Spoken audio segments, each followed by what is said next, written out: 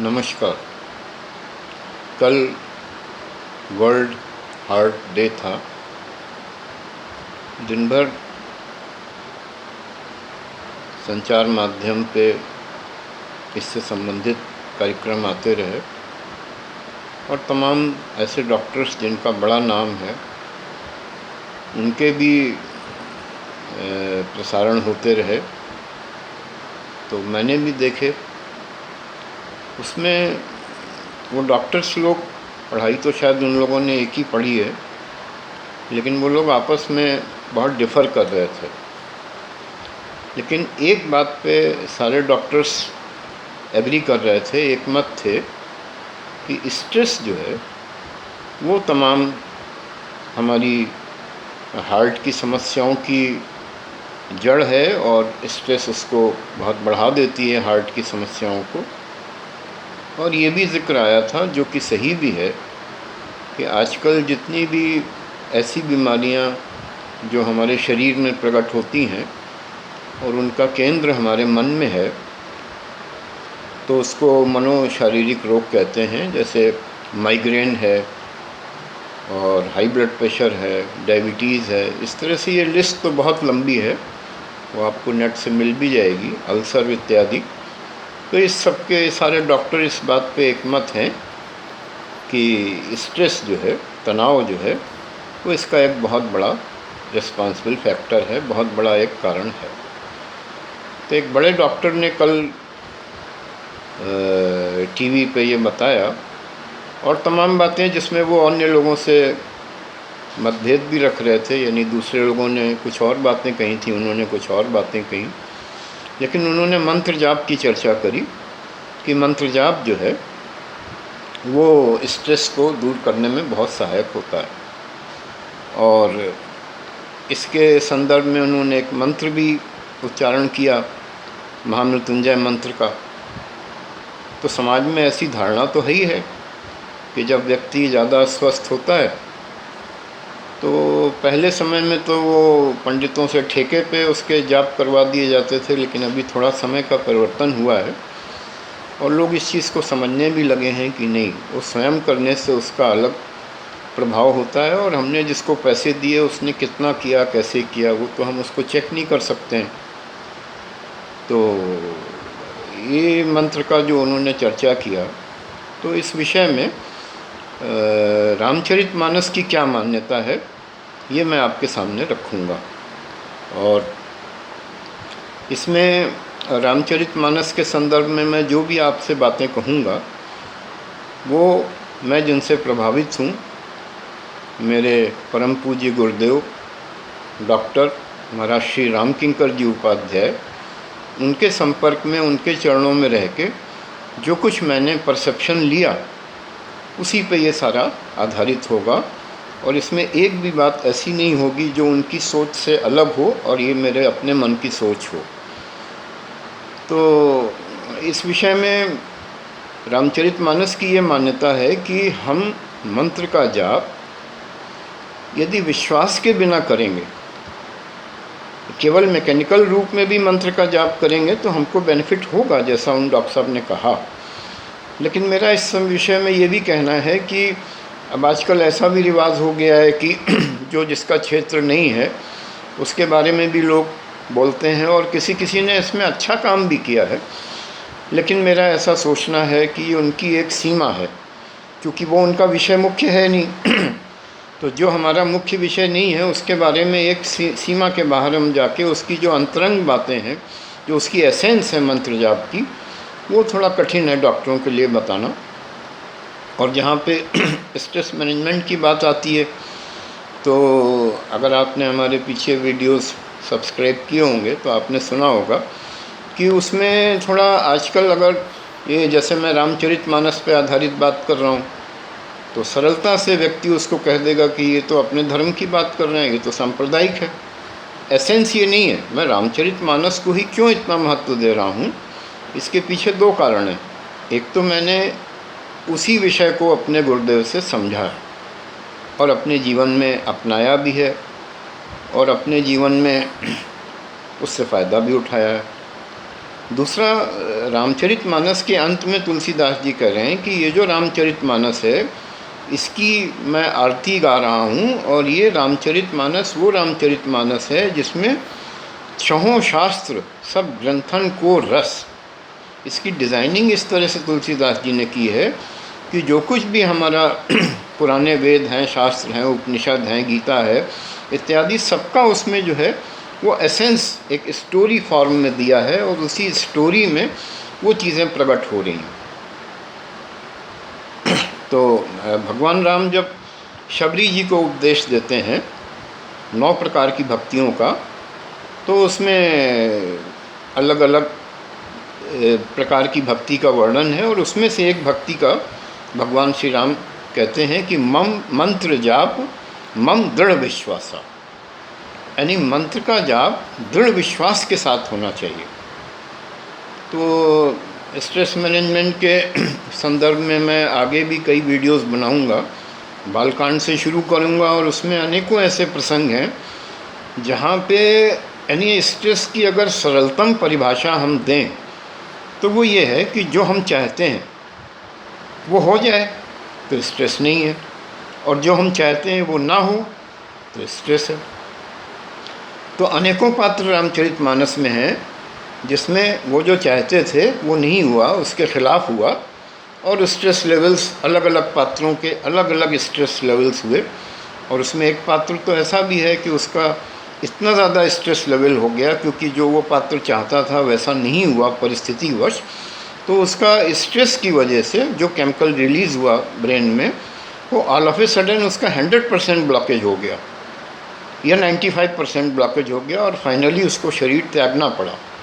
लेकिन जो दूसरे पात्र हैं उनके जीवन में उन लोगों ने विश्वासपूर्वक भगवान का जप किया है, और उनके जीवन में उनको सफलता लीला के रूप में मिली भी है। तो जैसे मैंने पिछले वीडियोस में एक जिक्र किया था कि लंका में सीता जी हैं, तो सीता जी तो मंत्र जाप कर रही हैं। वहाँ पे तुलसीदास जी लिखते हैं नाम पाहरू दिवस निसी, यानी भगवान का राम पहरेदार के रूप में दिन रात वो मंत्र जाप कर रही हैं सीता जी। तभी वो दुखी हैं, और फिर वो सुखी कैसे हुई? जब हनुमान जी आए, और हनुमान जी ने उनके जीवन में क्या उत्पन्न किया, तो वहाँ पे लिखते हैं उपजा मन विश्वास। तो सीता जी के मन में विश्वास उत्पन्न हुआ, और यही चीज़ भगवान राम कह रहे हैं कि विश्वासपूर्वक जब हम मंत्र का जाप करेंगे तो हमारे जीवन में हमको धन्यता प्राप्त हो सकती है, या मेडिकल लैंग्वेज में हम कह सकते हैं कि हमारा स्ट्रेस मैनेज हो सकता है। तो एक घटना मुझे अभी याद आती है जिसका मैं आपसे चर्चा करना चाहूँगा कि भगवान शंकर एक बार सती जी के साथ कथा सुनने गए, और सती जी पार्वती जी का पूर्व जन्म का वर्णन है जिसमें वो दक्ष की पुत्री हैं, और उनको दक्ष का मतलब होता है कि वो बहुत बुद्धिमान है, और सती जी को संस्कार के रूप में वो संस्कार मिले हैं कि वो भी बहुत बुद्धिमान हैं। तो अगस्त ऋषि से शंकर जी और सती जी कथा सुनने गए थे, वो आप प्रसंग पढ़ सकते हैं रामचरितमानस में। तो वहाँ पे लिखते हैं कि वो सती जी शंकर जी के साथ जा रही हैं, संग सती जग जननी भवानी।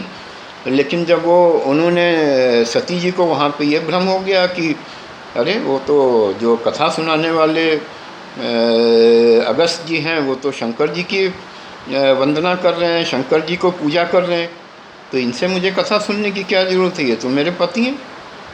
तो इसलिए फिर जब वो लोग लौटने लगे तो तुलसीदास जी ने संकेत कर दिया कि चले भवन संग दक्ष कुमारी। अब वो सती जो हैं वो जग जननी भवानी नहीं है, वो दक्ष की पुत्री के रूप में, यानी वो अभिमान लेके लौट रही हैं, यानी कि उन्होंने कथा नहीं सुनी। और ये वर्णन उस जगह का है जहाँ पे सीता जी का हरण हो चुका है और भगवान श्री राम जो हैं वो विलाप कर रहे हैं।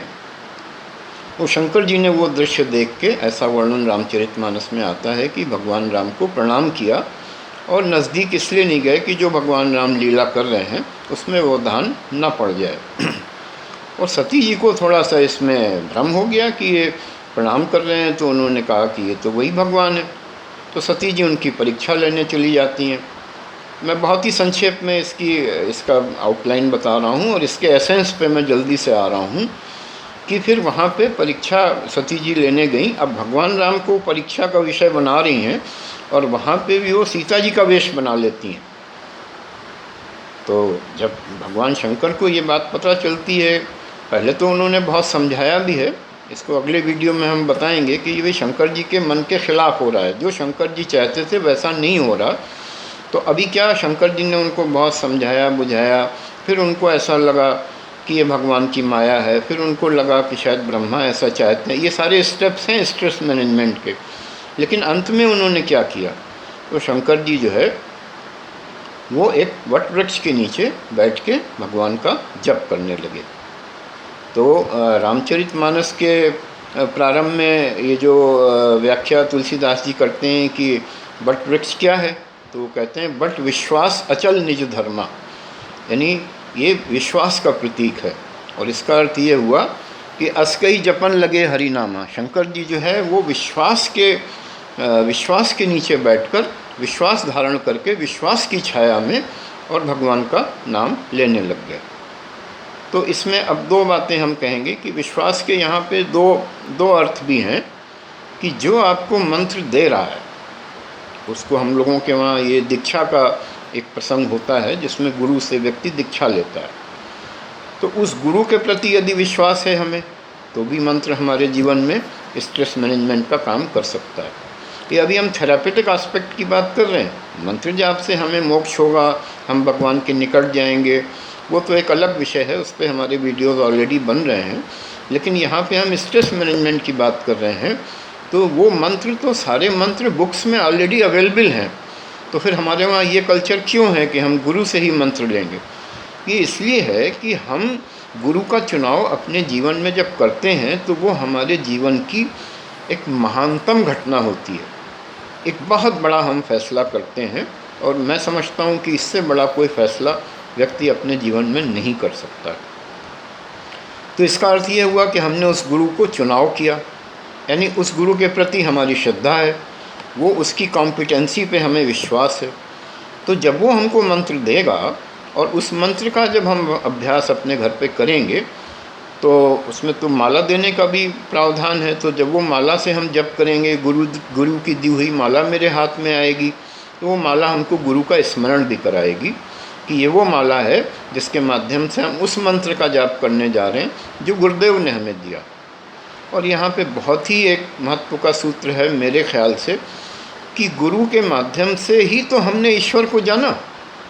यानी गुरु ने जो ईश्वर की हमें कथाएं सुनाई, रामचरितमानस की कथाएं या अन्य कथाएं सुनाई, उसी के माध्यम से तो हमने ईश्वर को जाना और ईश्वर का हमने प्रभाव जाना। और हमने ये भी जाना कि भगवान चाहें तो हमको कुछ भी दे सकते हैं, हमारी कोई भी बीमारी ठीक कर सकते हैं। और ये उनका स्वभाव भी हमने जाना कथा के माध्यम से, जो गुरुदेव के द्वारा हमने सुनी, यानी उस व्यक्ति के द्वारा हमने कथा सुनी जिसके लिए हमारे दिल में श्रद्धा है और जिसके प्रति हमारा विश्वास है। तो इसीलिए आप देखेंगे कि भगवान श्री राम एक प्रसंग में कहते हैं कि यदि मेरी भक्ति प्राप्त करनी है तो बिना शंकर जी के मेरी भक्ति प्राप्त नहीं हो सकती। और शंकर जी का आध्यात्मिक स्वरूप क्या है? तो गोस्वामी जी कहते हैं, भवानी शंकरो वंदे श्रद्धा विश्वास रूपिणो। मैं उन पार्वती जी और उन शंकर जी को प्रणाम करता हूँ, वंदना करता हूँ जो श्रद्धा और विश्वास का रूप है। और जब शंकर जी का अर्धनारीश्वर रूप है, इसका मतलब कि पार्वती जी और शंकर जी अलग अलग भी हैं और शंकर जी में ही पार्वती जी हैं। यानी शंकर जी घनीभूत विश्वास हैं और उसी में श्रद्धा भी समाई हुई है, यानी कि श्रद्धा पूर्वक जो विश्वास होगा। तो इस प्रकार से जब हम भगवान की कथा सुनेंगे गुरुदेव से, भगवान को जानेंगे अपने गुरुदेव के माध्यम से, उनके प्रभाव, उनके स्वभाव से हम परिचित होंगे, तो हमको और गुरुदेव के द्वारा दी हुई माला से हम जप करेंगे तो हमारे जीवन में ये स्ट्रेस मैनेजमेंट ज़्यादा अच्छी तरह से हो सकता है, बजाय इसके कि हमने कोई भी मंत्र किसी से भी सुन के और उसका हमने जाप करना शुरू कर दिया। उसका प्रभाव नहीं होगा, ये मैं बिल्कुल नहीं कह रहा हूँ, उसका प्रभाव भी होगा। लेकिन रामचरितमानस में अलग अलग प्रसंगों में अलग अलग पात्रों ने किस तरह से जप किया है और किस तरह से मंत्र के उनके जो जिस कष्ट में वो उस समय थे उसमें उनके ऊपर उसका मैनेज हुई है उनकी स्ट्रेस, इसकी चर्चा हम आपसे ज़रूर करेंगे। तो अभी जैसे मैंने सीता जी की बात कही, तो सीता जी के संदर्भ में तुलसीदास जी क्या लिखते हैं कि हनुमान जी की बात सुनते ही सीता कर दुख भागा, सीता जी का दुख दूर हो गया। यानी वो प्रोसेस वो पहले से कर रही थी, और प्रोसेस भी उनकी बहुत ही अच्छी प्रोसेस थी। यदि उसका भी अगर हमारा गुरु हमें निर्देशित करता है तो वो प्रोसेस भी मैंने करके भी देखा है, वो बहुत इफेक्टिव है। उसमें सीता जी जो है वो नाम पाहरू दिवस निसी और ध्यान तुम्हार कपाट, लोचन निज पग जंत्रित तो प्राण जाहि के ही बाट। इसकी व्याख्या अभी नहीं कर रहा हूँ, लेकिन इसमें 3 डायमेंशनल सीता जी का ये मंत्र जाप हो रहा है, जिसमें वो भगवान के नाम का उच्चारण कर रही हैं, नाम, और उसको उन्होंने एक पहरेदार की उपमा दी है कि शरीर हमारे प्राण कैसे नहीं जा रहे हैं बाहर। भगवान राम हनुमान जी से पूछते हैं लंका से लौटने के बाद कि वो तो कहती थी हम तो रह नहीं पाएंगे आपके बिना, तो प्राण कैसे उनके उसमें अभी भी हैं। तो उसका उत्तर देने में ये वर्णन आता है। तो जब पहरेदार है वो भगवान का नाम है, और किवाड़ा भी लगा हुआ है उस भवन में, तो वो भगवान का ध्यान है। तो ये 2nd डायमेंशन हो गया। तो नाम पाहरू दिवस निसी और ध्यान तुम्हार कपाट, और लोचन निज पग जंत्रित, वो वहाँ पे ध्यान को सूक्ष्म करने की बात है। और ऐसी मान्यता है आध्यात्मिक कि सीता जी के चरणों में वही चिन्ह हैं जो भगवान श्री राम के चरणों में हैं, और वो चरणों की रेखाओं को देख रही हैं। तो चरणों की रेखाओं देखने का अर्थ है कि पहले तो लिखते हैं तुलसीदास जी की जय विधि कपट कुरंग संग ध्याई चले श्री राम, सोई छवि सीता रा की उर, और रटत रहत हरि नाम। तो यहाँ पे एक यानी हम ध्यान को धीरे धीरे सूक्ष्म बनाएंगे। इसका मैं आगे इसका विस्तार करूँगा। तो एक तो ये सीता जी का इस तरह से ध्यान हो गया। 2 लीलाओं को मैंने अभी आपसे चर्चा करी कि सूत्र रूप में तो भगवान राम कह रहे हैं कि दृढ़ विश्वास के साथ जब आप मंत्र का जाप करेंगे, मंत्र जाप मम दृढ़ विश्वास, ये हर जितनी वो 9 प्रकार की भक्तियाँ हैं सब में एक न एक भगवान राम अपने उद्देश्य में एक शर्त लगा दे रहे हैं। तो वो कह रहे हैं मंत्र जाप करोगे, वो शर्त है कि विश्वास के साथ करना पड़ेगा। तो उसको लीला में शंकर जी को क्या स्ट्रेस होना है, लेकिन लीला में शंकर जी विश्वास के वृक्ष के नीचे बैठ के विश्वास की छाया में भगवान का नाम ले रहे हैं। तो मेरा वर्ल्ड हार्ट डे पे ये डिलीटेड मैसेज यही है कि भले ही सारे डॉक्टर अपनी अपनी बातें आपको बता रहे हों, कोई कह रहा है कि 15 सीसी घी खा सकते हो, कोई कह रहा है घी बिल्कुल बंद कर दो, तो वो तो आप उसमें भी आपकी जिस डॉक्टर पे श्रद्धा होगी वही आप फॉलो करेंगे। तो उसमें तो मैं कुछ भी नहीं कहना चाह रहा हूँ, लेकिन स्ट्रेस के ऊपर सारे डॉक्टर एक मत हैं, और सारे डॉक्टर ये कह रहे हैं कि हाँ स्ट्रेस जो है ये बहुत बड़ा ट्रिगर पॉइंट है।